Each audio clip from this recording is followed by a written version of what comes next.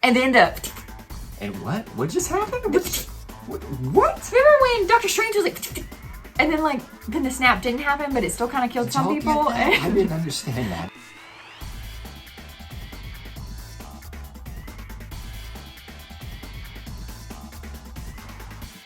Welcome back to i2i Reviews, the place where we talk about what we're seeing in theaters and streaming-wise that is related to Disney. My name is Kyle. And my name is Jessica. And before we get started, if you haven't already, please consider subscribing to our channel, turning on that notification bell, and liking this video if you enjoy this review. And as a reminder, this is not our home channel. That is called i2i Kyle and Jessica. There we talk about a bunch of random Disney stuff. Just anything's fair game there. So if you want to check that out, come on over. The links are in the description, but also up above in the video right now. Let's do a spoiler movie review. We just saw Black Widow. Black Widow. And Jessica loved it, folks. And I don't have any cool Black Widow clothes, so this is my Black Widow. I'm wearing Beautiful. black. I don't think I need that vest with all those pockets. I didn't think that you were going to latch onto that part of the movie today, which apparently... They mentioned the vest like four times. They did. That was actually I was like, what's with this vest thing? It was hilarious. Kyle probably didn't even know what a vest was before that movie. I've worn a vest all the time. That's what I used to wear to work all the time. We used to have vests with pockets and things like that. Well, this had a lot of pockets. It did have a lot of pockets. Anyway. It's probably very helpful for fighting crime. Enough about the pockets, but we are going to be talking about this in spoiler-filled manner, so please, if you have not seen it, this is your last warning. Get on out of here and come back later, please, if you want to hear our thoughts on that. Or go ahead and spoil the movie for yourself. That's fine, too. I mean, you guess you can, but what's the fun in that? But we warned you. We have warned you. All right, so first thing that you want to talk about, just jump around. Okay, so here's the thing. I don't know a lot about Marvel. This is common knowledge. I don't know a lot about Natasha. This is also common knowledge. To be fair, apparently not a lot of people knew a lot about Natasha. So, I was happy to have this backstory because I didn't understand, I saw the trailers, I saw the teaser trailers, I saw all the 5,000 trailers about this movie. Well, hold on. Can we be fair, though? This movie had 2 years worth of prep time. Literally! We've been waiting on this for so long. It was done 2 years ago, but stupid COVID-19 and then just everything backing it up and just it was very frustrating. But anyway, so I didn't realize that Natasha's family, not even related to her. So that was confusing. There's your first spoiler right there. So you didn't catch that from the trailers? Listen, Kyle, it is very rare that I understand anything about Marvel. It's so rare. So for me to finally get it in the movies, no, I didn't understand that in the trailer. I thought that I thought it was like a farce or something. Let's talk about the whole family dynamic here. Again, Disney tackling every angle of what can be a family type of thing. Yeah, but I don't know that life of crime should be. So, let me preface this by saying, clearly this was back in the 80s or something when they were the family unit when they were little. This is during the Cold War where Russia and the United States, it's not necessarily, it's a crime here to be a spy, but it's not necessarily they're, in their eyes, they're not committing a crime. Does that make sense? But they freaking did! Oh yeah, yes, no, I'm not saying in our land they didn't, but it'd be to say that we weren't doing that. But they kidnapped 2 little girls. I'm not justifying but it sounds like you are! They kidnapped 2 little girls. The parents weren't even parents. Now, they did not kidnap. They were selected, remember? We okay, learned all about... so where did they come from? Hold on. Let's back up. Let's finish talking about the family real quick. So we've got Natasha. We've got... Well, let's start at the top. The parents. Alexei and Melina. Yes. Mom and Dad. We're not dating. So, Jessica and I had this discussion about this. Were they actually dating when they were undercover? I don't think so. So, here's the thing, and this is the way I expressed it to her. When they were put together to be on this mission for the Russian government, or for Dreykov, maybe, for the Black Widow program, they probably weren't, but when you're stuck with people for years, and it's romantic feelings can develop, I'm not saying there weren't one-night stands. Kids, ask your parents if you're watching this. But I'm just saying they were not a couple. Well, they were a couple. They were a couple, but not a couple. They kind of were. Okay, so then they had 2 kids that they stole. Okay, I was going to say, they didn't have the 2 kids. They did not steal the 2 kids. They were placed. All of these people were placed together by Dreykov. And probably the Russian government to be spies. Freaking evil. evil And the people. kids. Now, Natasha was aware that they were hiding all this stuff, remember? Because she even said, I don't want to go back there, meaning back to the Red Room, back to Russia, back to all that the stuff that she knew. Oh, I didn't know that's what she meant. That's what so she was actually aware of this. Yelena was not aware, which is why. Because she was 6. Well, that. Oh, because remember when they took her, they were like, oh, she's only 6. Right. And then the dad was like, no, you were fine. And remember, in like later in the movie, when they're having their reunion together, she kind of comes to realization, well, I kind of knew this was all fake, but y'all don't have to say it like that. Because it kind of broke her heart, because she had just been pretending her whole life that she had this family. That was actually her family. And it was real to me, you know. Which is fair if you are literally ripped from your mother's arms. Mm-hmm. Speaking of mothers, we learned that Natasha had a mom out there. Well, obviously. Oh, that was so freaking sad. When Dreykov was looked at her and said what her name was unknown. That was, ooh. I wanted to murder that man then. Okay, so you want to talk about Dreykov? Because I feel like we're kind of getting to him. Okay, so is this like our discussion about like Black Widow program, all that stuff? Yes. Okay, what do you want to say? No, you do it. Okay, you just like, you meant, okay, I want to talk about this, and then you didn't have anything to say about it. All right. Well, okay, first of all, obviously I hate Dreykov. And he's a villain. I mean, you're right. supposed to hate him. But I hate him exponentially more than I hate normal villains, because this was like a relatable villain in that it felt, no, hear me out. Like, okay, sex trafficking is a big thing, right? Okay, maybe in our world. The crime is relatable. The crime is relatable in that it happens in real world. Not the way that this happens. No, I'm not saying like I'm a villain. Sheesh. I'm just saying like this is something we see on the news, like sex trafficking and people trafficking young girls. And it took a real life. That's literally what Dreykov did, was trafficked girls. It's a very like mature theme, and it wasn't saying that like, what's the word, explicitly or implicitly? Is that, explicitly. Or implicitly? It was implicitly. I can't speak today. It was implying that that's what this Black Widow program was taking these young girls. He even calls them the world's greatest commodity, or what they had too much of supply of is young girls. And so it was kind of an allegory for a real life situation that we have going on here right now. Right. Whereas it wasn't trafficking in that manner for that reason, but it was trafficking for mercenaries, for whatever means they need to be able to do the things they do to countries and stuff like that. So it was kind of real. It was. That's my point. And you made fun of me. That was my point. I made fun of the point that you said that Dreykov was relatable, and what that means is that you relate to him, which was very concerning.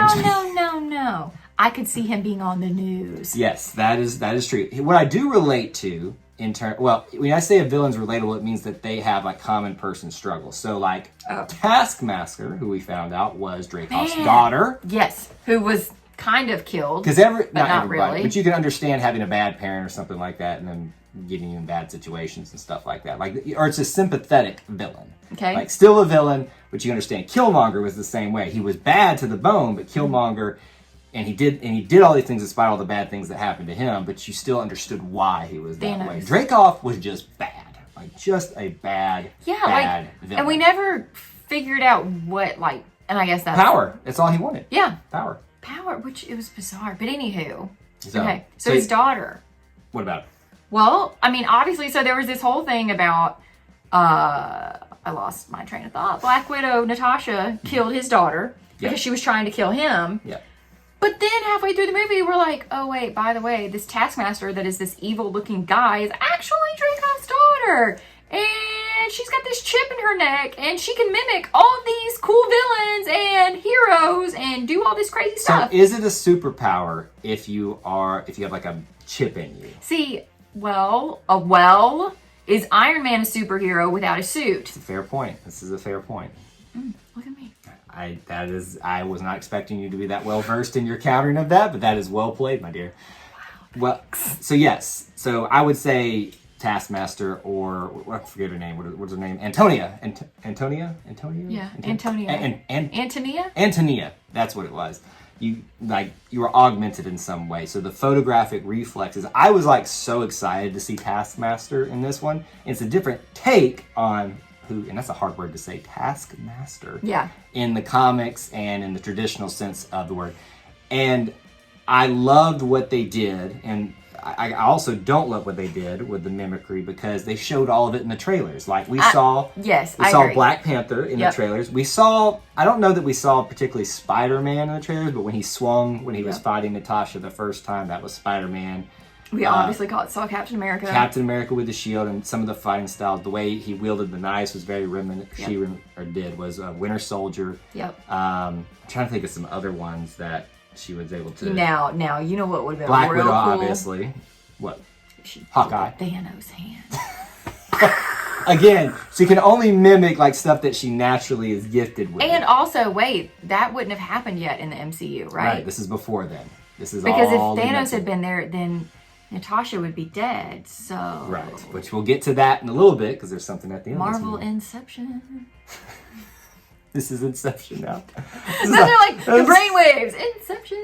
I don't know that that's a good description for Inception. Well, that's how my mind thinks about it. Okay, what's next? Okay, hold on. Taskmaster, I was a little underwhelmed. Partially, this is because I had such high expectations, but the other reason, and I kind of processed it this way, this was a hero-centric movie, and what you would say, duh, it's Black Widow. But there's been like, for instance, Black Panther was very much spent a lot of time on Killmonger. I keep using him as an example. Yes. We didn't spend a lot of time on Taskmaster, and frankly, they made that villain less of a big player. Does that make sense? Honestly, because in the trailers, I thought Taskmaster was going to be like all the scenes, everything. But really, it was kind of a like 50-50, like Dreykov and Taskmaster, which is fair. But Taskmaster was so scary looking, like it could have been a lot better. And I hope that they're going to, obviously, if you're watching this, you've seen this, or you don't care about spoilers, but at the end, that, you know, she got the gas on her and remembered all the stuff, and this was like heartbreaking at the end. She even said, "Is he gone?" And then Natasha even Natasha apologized and said, "Yes, he's gone." And like, how sad is that your dad is so bad that you are relieved that he is gone. Yeah. And that tells you how bad it was. So, okay. I feel like I've watched too many Marvel movies because, you know, we have to poke holes and everything. Sure. But also this movie taught me, like, is he really dead? Because as Yelena pointed out to Natasha, did you really kill Dreykov? Because Natasha was like, yeah, I killed him and I killed his daughter. Can I just say that Yelena is probably going to be a new spirit person for me? Not spirit person, but like I just relate to her because she's so realistic and cynical about everything. She makes fun of Natasha for it was like, you're such a poser for the whole like superhero landing thing. Why do we do this? And she's right. When you think about it, they always land with their fists down and like whip their hair back. Yeah, but she's like, you're just looking for attention. If I had hair, I'd be able to whip it back, but I don't. You have hair. You're very handsome. But anyway, the point is, is Dreykov actually dead? Because we never saw his body. Well, when you are falling through the sky and a big ball of fire erupts in the thing that you... A big ball of fire erupted in his apartment, Kyle. Remember? And it didn't kill him. This is a fair point. I'm just saying. I could see Marvel doing some crazy Marvel crap and being like, oh yeah, he's actually not dead. Just like, remember the snap? And then the... And what? What just happened? What? Remember when Doctor Strange was like... And then the snap didn't happen, but it still kind of killed some people. I didn't understand that. I'm just saying, like, Marvel is notorious for people are dead, but they're not really dead. Okay, again, I will relent to that you have a point, but this whole movie is about wrapping up Natasha's story. So that is a big part of her. That is her villain. Like, if Red Skull was Cap's big villain, you know, this is her big villain wrapping up that part of her story. I mean, I guess we did go to her grave at the post-credit scene. That is true. Talk about that in a second. But again, about Yelena, but also Alexei. I really love Alexei. They surprised me with how funny they were. He was really funny. Like, just both of them, so dry and like...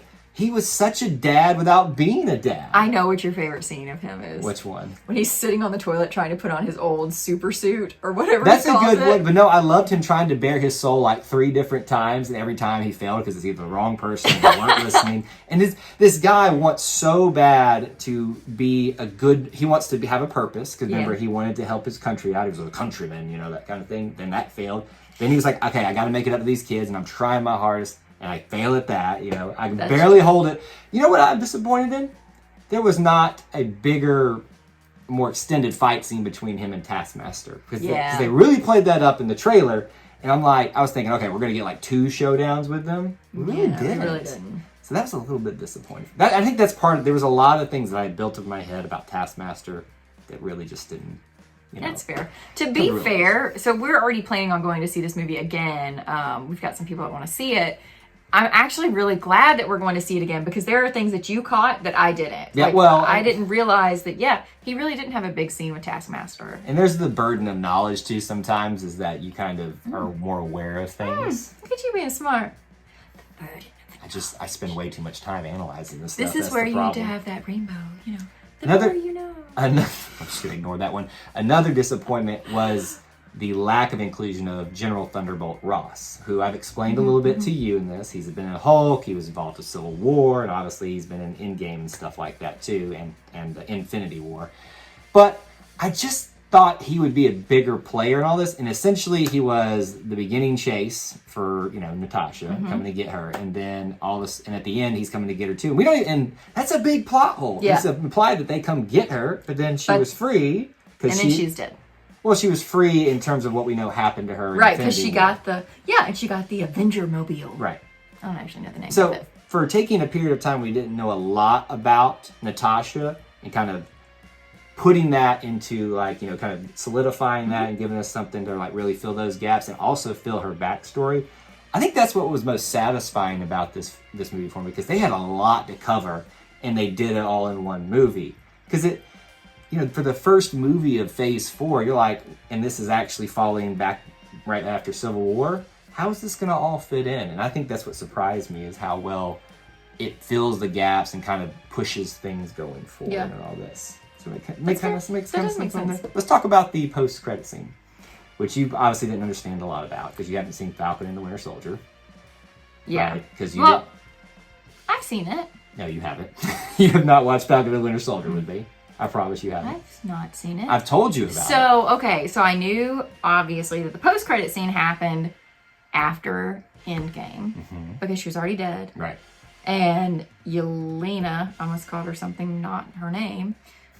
Yelena's then task was to go kill Hawkeye. Hawkeye. So apparently what's set up here, from most of you know what we're talking about now. So sad. With Contessa Valentina, whatever. Basically Madam Hydra is who she's eventually going to be. But she's putting this team together. We know that she's already, this would be before she initially recruited a U.S. agent, but she's putting together apparently a team of what we'll call secondary Avengers or Dark Avengers, ones that kind of have a past. These are my kind of people. She has recruited Yelena to be her version of the Black Widow. Okay. Now, apparently, why is she sending her after Hawkeye? Because, as Kyle pointed out to me and explained very well, all they know is Hawkeye and Natasha, Black Widow. I always want to call her Scarlet Witch. I do that too. Black Widow. Because of Scarlett Johansson. I It messes me up. Because they were on that cliff and all she knows is that Hawkeye came back and what's her face didn't. I think that's the reason that they've convinced Yelena to go after Hawkeye, but I think the ulterior motive is we know that Contessa's got a bit of, we don't know that, but we assume she's got a bit of a past based on her comic book origins and maybe a little bit evil. I think Hawkeye has the goods on Contessa and her efforts and is wondering, should we clip that branch, to get rid of that. Now, what I would like to see is if they bring Taskmaster into the fold, because she can do all of the things that most of the ground level heroes can do. Okay. I would love to see the three of them together. I'm not mad at that. Bring some more people into all that. Maybe Red Hulk, Thunderbolt Ross, if we can give him some more screen time, if that works for you. There's other versions of the heroes out there altogether. I'm just laughing because every time you say Thunderbolt Ross, I think of Friends, and I think of Red Ross when he plays rugby. That's what you do. Ross. All right, here's one thing before we get to our favorite major and minor characters I do want to talk about, and I thought was well played on Marvel and I guess technically Disney's part, the double twist for Melina.